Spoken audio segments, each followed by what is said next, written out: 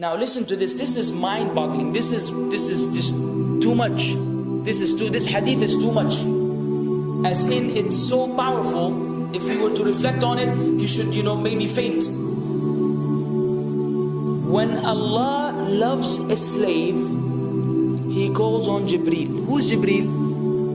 You know who Jibreel is? The greatest of the malaika, as far as Ahl Sunnah wal Jama'ah. The one whom when the Prophet ﷺ saw, he fainted alayhi salatu wasalam, because of his wings had covered the horizon. Jibreel, the angel who's responsible for the most virtuous thing, which is conveying the revelation from Allah to the messengers of Allah. Jibreel, and what do you know about Jibreel?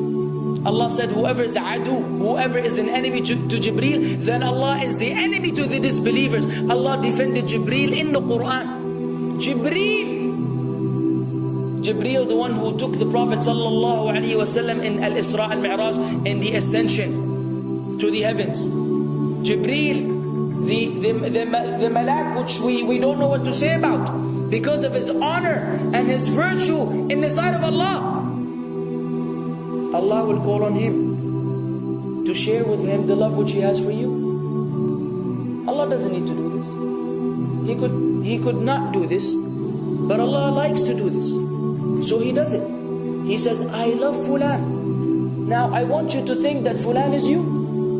Whatever your name is, Ahmad, Mayroub, whatever your name is. Imagine Allah above the heavens, above the throne, in His greatness and His majesty, which is beyond our human comprehension, calls out to Jibreel to inform him that He loves you. And then only that, فَأَحِبَّهُ, then He commands Jibreel to love you also. So Jibreel now loves you. Allah and Jibreel love you. But it doesn't end there. Jibreel then will call upon the inhabitants of the sama. Who are they? All the malaika. How many? We can't even count. Trillions and trillions of malaika which Allah created beyond our, again, human comprehension. All of them are commanded simultaneously to love you. First Jibreel says, Allah loves Fulan, so now you have to love him. Then all of the angels in the heavens love you. Then Allah will place acceptance for you on earth. So people will love you. Not everyone. You may be saying, why do I have enemies? People who love the Sunnah will love you. The people who love Allah and His Messenger will love you. The people who are upon the correct aqidah and methodology will love you. Other people may hate you because of a problem in them, not because of a problem in you. Because you may say, well, this fasiq, this evil, disobedient person doesn't love me. Don't expect him to love you. He loves people like himself. Who will love you? Righteous people.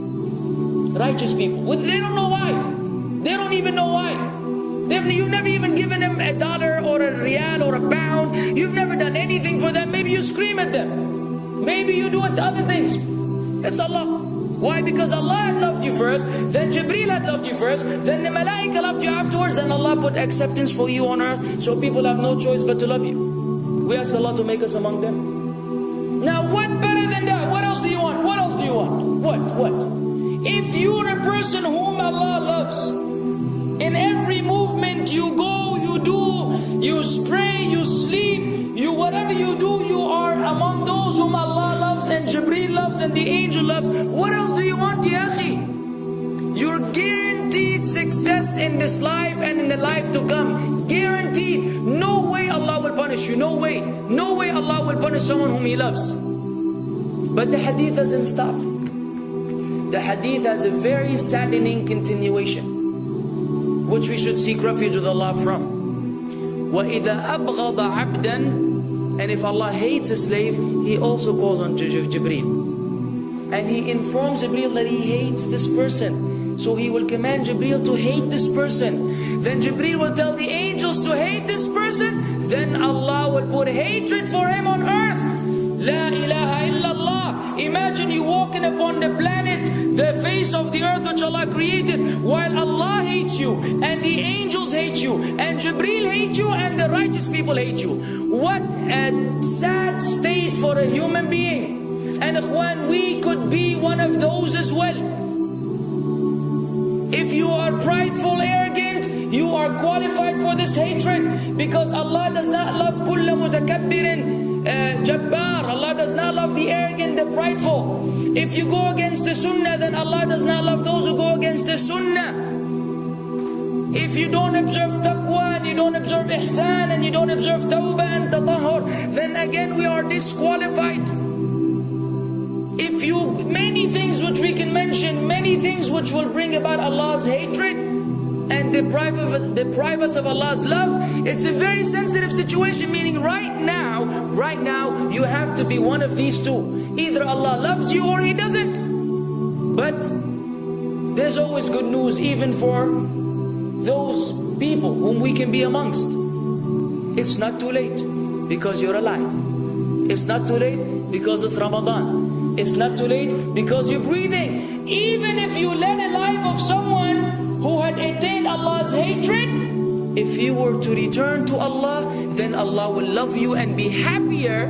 He will be so happy with your tawbah than a man who lost his mount in the desert. Upon it was his food and his drink, and then he waited under a tree for death, and all of a sudden he opened his eyes and he sees his camel or his horse or whatever that was right in front of him, and he gets so happy. He said, Allahumma anta abdi wa ana rabbuka. Oh Allah, you are my slave and I am your Lord. Kufr. He said a statement of kufr, but the Prophet ﷺ said, أَخْطَأَ مِنْ شِدَّةِ الْفَرَحِ. He made a mistake because he's so happy. You know when you're so happy that you may say things against what you want to say? When you're so happy that you just, you say words that mean nothing to anyone? Allah is happier when you return to Him than that person. What else do we want? For how long are we going to stay away from Allah? For how long are we going to lead the life of the heedless? For how long are we going to go against the sunnah? What are you waiting for? Death? Death.